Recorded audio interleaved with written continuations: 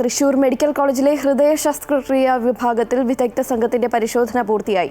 പെർഫ്യൂഷനിസ്റ്റിന് കാര്യക്ഷമതയില്ലെന്ന വകുപ്പ് മേധാവിയുടെ റിപ്പോർട്ടിന്റെ അടിസ്ഥാനത്തിലാണ് മെഡിക്കൽ കോളേജിൽ വിദഗ്ധ പരിശോധന നടത്തിയത്. കഴിഞ്ഞയിടയ്ക്ക് നടത്തിയ ശസ്ത്രക്രിയയ്ക്ക് ശേഷം 2 രോഗികൾ മരിച്ചിരുന്നു. ഹൃദയം തുറന്നുള്ള പ്രധാനപ്പെട്ട ശസ്ത്രക്രിയ നടക്കുന്ന തൃശൂർ മെഡിക്കൽ കോളേജിൽ കാര്യക്ഷമതയുള്ള പെർഫ്യൂഷനിസ്റ്റ് ഇല്ലെന്ന വകുപ്പ് മേധാവിയാണ് റിപ്പോർട്ട് നൽകിയത്. 2 രോഗികൾ മരിച്ച സംഭവം വകുപ്പ് മേധാവി നൽകിയ റിപ്പോർട്ടിൽ ചൂണ്ടിക്കാണിച്ചിരുന്നു. ഇതിന്റെ അടിസ്ഥാനത്തിൽ മെഡിക്കൽ കോളേജിൽ ശസ്ത്രക്രിയകൾ നിർത്തിവെച്ചിരുന്നു.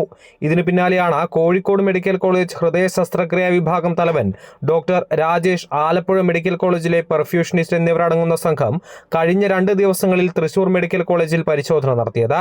ഹൃദയം തുറന്നുള്ള ശസ്ത്രക്രിയ നടത്തുമ്പോൾ കാർഡിയോ പൾമണറി ബൈപ്പാസ് മെഷീൻ പ്രവർത്തിപ്പിക്കുന്ന വിദഗ്ധനാണ് പെർഫ്യൂഷനിസ്റ്റ്. ഇവർക്ക് ഏതെങ്കിലും വീഴ്ച സംഭവിച്ചാൽ രോഗിക്ക് മരണം വരെ സംഭവിക്കാം. നിലവിൽ തൃശൂർ മെഡിക്കൽ കോളേജിലുള്ളവർക്ക് കാര്യക്ഷമതയുണ്ടോ എന്നാണ് പ്രധാനമായും വിദഗ്ധ സംഘം പരിശോധിച്ചത്. ഇതിനുശേഷമുള്ള റിപ്പോർട്ട് മെഡിക്കൽ എഡ്യൂക്കേഷൻ ഡയറക്ടർക്ക് സമർപ്പിക്കും. തുടർന്ന് നടപടിയുണ്ടാകുമെന്ന് മെഡിക്കൽ കോളേജ് അധികൃതർ വ്യക്തമാക്കി. നിലവിൽ തൃശൂർ മെഡിക്കൽ കോളേജിൽ 50-ലേറെ പേർക്ക് ശസ്ത്രക്രിയയ്ക്ക് ദിവസം നിശ്ചയിച്ച് നൽകിയിട്ടുണ്ട്. നിലവിൽ പരിശോധന നടത്തിയ വിദഗ്ധ സംഘത്തിന്റെ റിപ്പോർട്ട് പരിശോധിച്ചതിന് ശേഷമേ ഇവരുടെ ശസ്ത്രക്രിയകൾ നടത്തുള്ളൂ എന്നാണ് വിവരം. അമൃത ന്യൂസ്, തൃശൂർ.